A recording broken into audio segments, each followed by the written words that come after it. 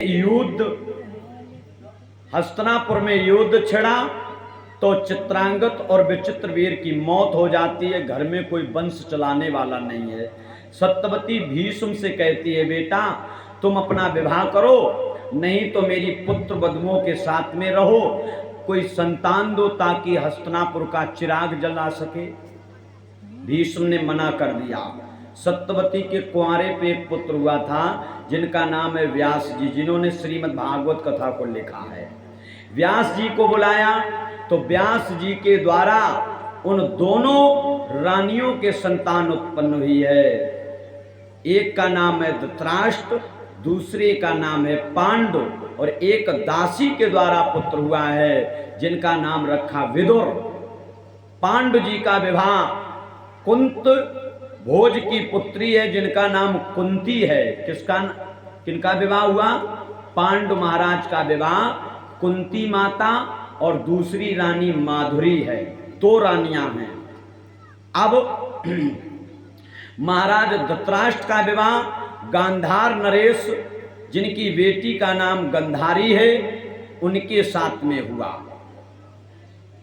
पांडु के 5 पुत्र हुए और महाराज धृतराष्ट्र जी के 100 पुत्र हुए हैं, एक कन्या हुई है। इस प्रकार पांडव और कौरव कहलाए। लेकिन एक बात बताऊं, सगे चचेरे भाई हैं, सगे चचेरे भाई हैं पांडव और कौरव। पांडव और कौरव सगे भाई हैं, लेकिन आपस में बहुत बड़ा बैर है। बैर क्यों है? जो धर्मराज युधिष्ठिर हैं, भीम हैं, अर्जुन हैं, नकुल हैं, सहदेव हैं, ये लड़ना नहीं चाहते हैं। लेकिन जो धृतराष्ट्र जी का सबसे बड़ा पुत्र है, ज्येष्ठ पुत्र, जिसका नाम दुर्योधन है, वो अपने बल के अहंकार में इतना डूब गया, अपने मामा शकुनी के कहने पर इतना बिचल गया कि भगवान कृष्ण जब संधि पत्र लेकर के गए कि हे दुर्योधन, पांडवों को आधा राज नहीं अगर देना चाहते हो हस्तिनापुर का, तो कृपा करके उन्हें 5 गांव दे दीजिए। कितने गांव? 5 गांव। दुर्योधन बोला, हे कृष्ण, युधिष्ठिर से कह देना जा करके 5 गांव की तो बात ना करे, मैं अपने जीते जी उसे सुई के नोक के बराबर भी जमीन नहीं दूंगा। एक और बात बताऊं, लड़ाई कितने चीजों में होती है? 3 चीजों में। जड़, जोरू, जमीन। ये लड़ाई की जड़ अगर है तो जड़, जोरू, जमीन। जड़ माने पुत्र, जमीन माने तो जानते हो, और जोरू माने पत्नी। कभी भी घर में अगर लड़ाई हो या गांव में पड़ोस में, तो 3 ही चीज के पीछे हुई है। या तो खेत की मेड़ काट दी है तो लड़ाई हुई है, या घर में पुत्र से किसी ने गलत सलत बोला या मारा तो लड़ाई होगी, या फिर पत्नी के वजह से लड़ाई हो। 3 ही लड़ाई की जड़ है ये। और एक और बात बताऊं तुम्हें, एक और बात बताऊं, सतयुग, त्रेता, द्वापर में एक एक के द्वारा लड़ाई हुई, और कितनी बड़ी लड़ाई हुई देखिए। सतयुग में हिरण्याकश्यप जी का पुत्र है प्रहलाद। प्रहलाद अगर भगवान विष्णु को न मानते तो उनका पिता नहीं मारा जाता। पुत्र के पीछे पिता की मौत हुई। समझना मेरी बात। प्रहलाद जी राम जी को न मानते तो कभी हिरण्याकश्यप को कोई मार नहीं सकता था, लेकिन पुत्र के वजह से हिरण्याकश्यप जी का उनके पिता का वध हुआ। त्रेता में आ जाइए, किसके पीछे हुई? पत्नी के पीछे। अगर माता सीता का हरण रावण ना कर ले जाता तो राम जी लंका में चढ़ाई नहीं करते। हाँ, कोई झगड़ा नहीं था। और द्वापर में आ जाइए, किसके पीछे युद्ध हुआ? महाभारत का युद्ध किसके पीछे हुआ? जमीन के पीछे। किसके पीछे? जमीन के पीछे। लेकिन अब साफ कलयुग है।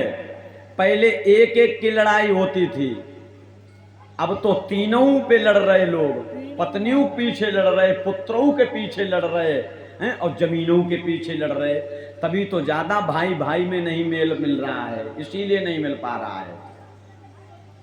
तो मेरे प्रिय बंधुओं, सुखदेव जी बोले राजन परीक्षित, महाभारत जैसा युद्ध ना तो हुआ है और ना हो सकता है, भूतो ना भविष्यते, ना तो ऐसा युद्ध हुआ और ना हो सकता है। कुरुक्षेत्र के मैदान में 18 दिन में 18 अक्षौणी सेना का वध हुआ। पांडव 5 हैं, कौरव 100 हैं, पांडवों के पास 7 अक्षौणी सेना है। कितनी अक्षौणी? 7 अक्षौणी। और कौरवों के पास में 11 अक्षौणी सेना है। वारे परमात्मा, धर्म पर चलने वाले धर्मराज युधिष्ठिर, 7 अक्षौणी सेना जिनके सर पे स्वयं भगवान कृष्ण का हाथ है, भला उन्हें कौन हरा सकता है? और भगवान उसी का पक्ष लेते हैं जो धर्म पर चलता है। ये महाभारत हमें ये भी सिखाता है, जो धर्म करता है उसकी विजय अवश्य होती है, और जो अधर्म करता है उसका नाश विनाश अवश्य होता है। स्वयं तो मरता है, संग में पूरा खानदान भी ले जाता है।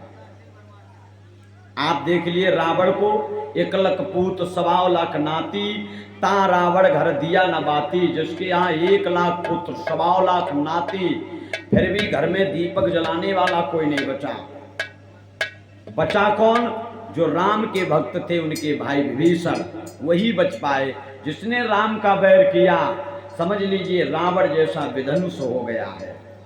और अब देखिए, धर्म पर चलने वाले युधिष्ठिर जी ने भी ऐसे ही किया। कौरव 99 भाई मार दिए गए दुर्योधन जी के। कितने भाई? 99 भाई। केवल दुर्योधन अकेला बचा हुआ है।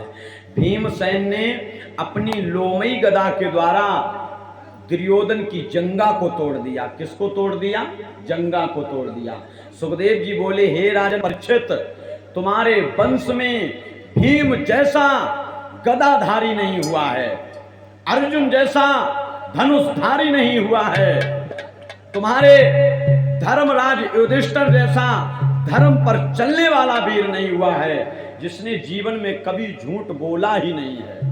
धर्मराज जी ने कभी झूठ नहीं बोला, केवल एक बार बोला, अश्वत्थामा जी के लिए, अपने गुरु द्रोणाचार्य जी के द्वारा। वो भी सत्य ही बोले थे, लेकिन वो शंखध्वनि भगवान की होने पर कुछ नहीं समझ पाए। सुखदेव जी बोले, राजन परीक्षित, दुर्योधन की जंगा को भिगोड़ दिया। अब जब दुर्योधन की जंगा टूटी, इधर विदुर महाराज जी अपनी भाभी श्री गंधारी से मिलने के लिए चले। गंधारी के आंखों में पट्टी बंधी हुई है, और जो विदुर जी को आता हुआ देखा, सोई मैया गंधारी समझ गई कि विदुर आ रहे हैं। जवाब दिया, बेटा विदुर, कृपा करके मुझे ये बताइए, पांडवों और कौरवों में हमारे बेटों और कुंती के बेटों में कोई बचा है या नहीं बचा है? विदुर बोले, भाभी श्री, तुम्हारे पुत्र 99 मार दिए गए। कितने पुत्र? 99। अब तुम्हारा एक पुत्र, वो भी अंतिम सांस ले रहा है। जो इतनी बात सुनी, मैया गंधारी कहने लगी, बेटा विदुर, तुम मुझे मेरे पुत्रों के पास में लेकर के चलो। विदुर जी जैसे ही मैया गंधारी को दुर्योधन के पास में लेकर के आए, जो दुर्योधन ने अपनी मैया को देखा, चरण स्पर्श किए, चल नहीं पा रहा है। जब मैया गंधारी पास में पहुंची, जो पैर छुए, मैया बोली, बेटा तू भी आज अंतिम सांसें ले रहा है। दुर्योधन बोला, मां मुझे एक बात बताइए, जिस समय मैंने तुमसे आशीर्वाद लिया था, उस समय तुमने एक बात बोली थी, धर्म की जय हो। हे बेटा, धर्म की जय हो। और जब पांडु के पुत्र युधिष्ठिर जी ने तुम्हारे चरणों को स्पर्श किया, तब तुमने उन्हें आशीर्वाद दिया था, विजय भव। हे मां, मैं तुम्हारे कोख का जाया हूं बालक, तुमने मुझे धर्म की जय बोली और उनसे कह दिया विजय भव, इसका मतलब मां? गंधारी बोली बेटा यही तो तेरे बात समझ में नहीं आई। लाला मैंने ये कहा था आशीर्वाद के स्वरूप, क्योंकि मेरे लिए जितना तू प्यारा है उतना ही मेरा युधिष्ठिर प्यारा है। इसलिए लाला मैंने ये कहा था जो धर्म करेगा उसी की विजय हो, जो धर्म करेगा उसी की विजय हो। इसीलिए मैंने लाला आशीर्वाद दिया। जो इतनी बात सुनी दुर्योधन बोला हे मां इसका मतलब मैंने अधर्म किया है? धर्म किए ही नहीं, मैंने धर्म नहीं किया है।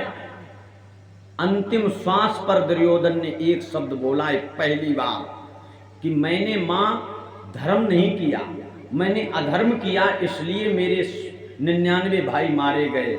और दुर्योधन के आंखों से अश्रु निकलने लगे।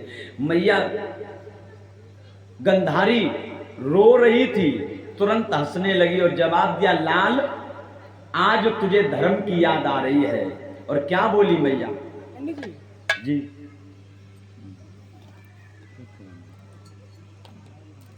पानी पियो,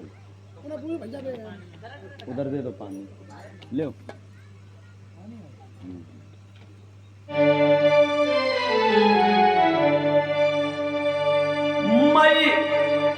मैया बोली ओरे बेटा तो याद धर्म की आई,